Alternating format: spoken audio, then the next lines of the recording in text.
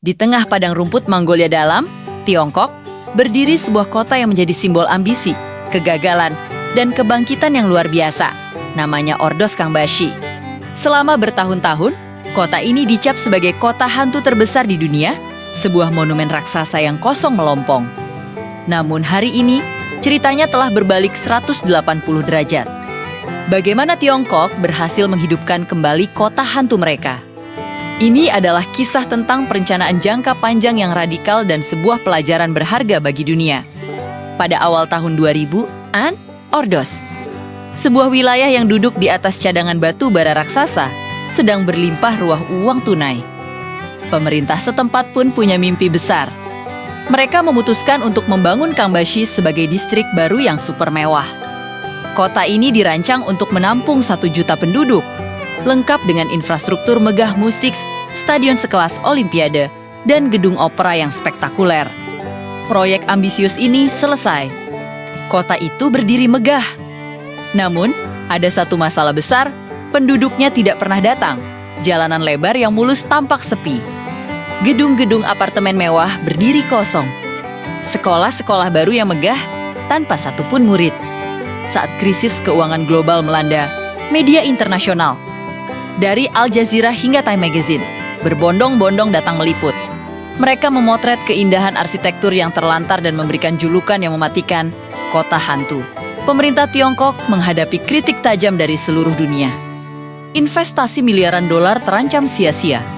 Namun, yang membedakan Ordos dari kota hantu lainnya di Tiongkok adalah keputusan pemerintah untuk tidak menyerah. Mereka menyadari membangun gedung dan jalan saja tidak cukup. Mereka harus menciptakan alasan kuat bagi orang untuk datang dan tinggal. Mereka butuh magnet, sebuah daya tarik yang tak bisa ditolak. Kunci pertama dan terpenting dalam kebangkitan Ordos adalah strategi umpan pendidikan. Pemerintah Tiongkok mengambil langkah yang sangat berani. Mereka memindahkan sekolah-sekolah menengah atas dan universitas terbaik dari distrik lama yang padat, yaitu Dongsheng, langsung ke jantung Kangbashi. Langkah ini mungkin terdengar sederhana, tapi dampaknya luar biasa. Di Tiongkok, akses ke pendidikan berkualitas tinggi adalah prioritas nomor 1 bagi setiap keluarga kelas menengah.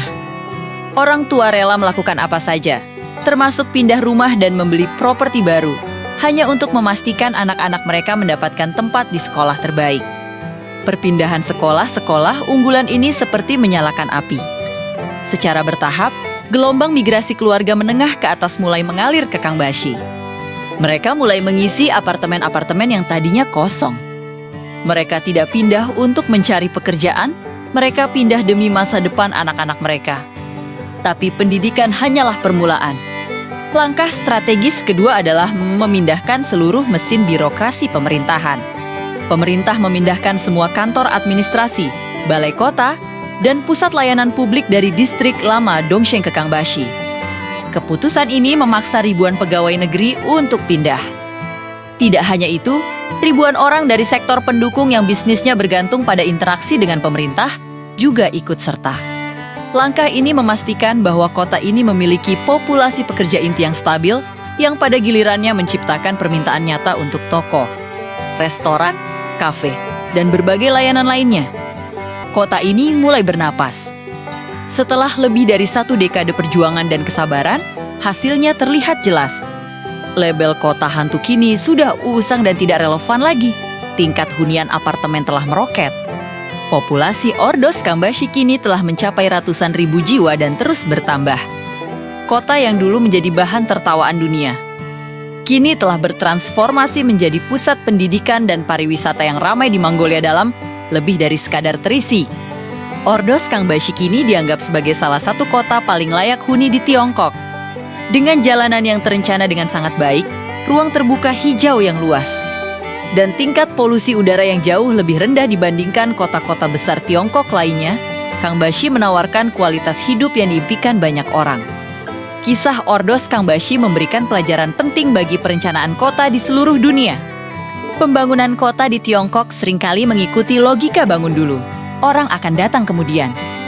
Ini adalah pendekatan yang sangat berisiko tinggi dan membutuhkan kesabaran yang luar biasa. Ordos membuktikan bahwa pembangunan infrastruktur fisik yang megah harus diikuti dengan investasi strategis pada infrastruktur sosial, terutama pendidikan dan pemerintahan.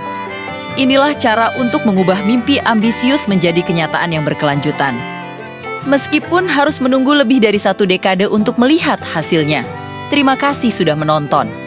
Jangan lupa untuk like, subscribe, dan bagikan video ini jika kalian merasa mendapatkan wawasan baru. Sampai jumpa di video berikutnya.